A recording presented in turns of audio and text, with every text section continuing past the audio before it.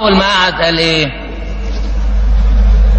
هم اصل جرايدهم نشرت بعض حاجات عن المقابله اللي حصلت يوم الخميس، فاحنا بننشر المقابله على حقيقتها او بنقولها.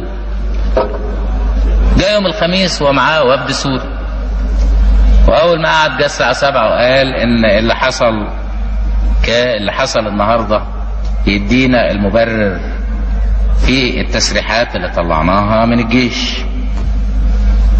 قلت له ابدا، ده اللي حصل النهارده هو نتيجة تصرفات حزب البعث في سوريا وطرد الناس من الجيش، طرد الضباط والصف الضباط والجنود، نتيجة تصرفات حزب البعث في التسلط، نتيجة تصرفات حزب البعث في انه يدي الوظائف للبعثيين بس ويحرم السوريين، نتيجة تصرفات حزب البعث في انه قسم البلد الى قسمين وعمل تمييز عنصري واعتمد على الطائفية واعتمد على الاقليات، نتيجة تصرفات حزب البعث اللي قسم سوريا الى بعثي وسوري.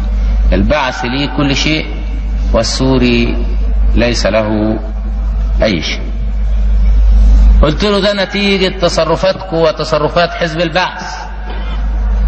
إذا كنتوا اتهمتوا المناضلين بالجبن وطلعتوا بيان وقلتوا إن فلان وفلان وفلان دول جبناء، قلت له والله أنا لو منهم ومش لاقي حاجة لاجيب العصاية واجي أحطها في عين أي واحد منكم عشان أثبت إن أنا مش جبان، لأن إزاي تطلع بيان عملي بيان علني وتقول إن أنا جبان؟ هذا الكلام قلته له.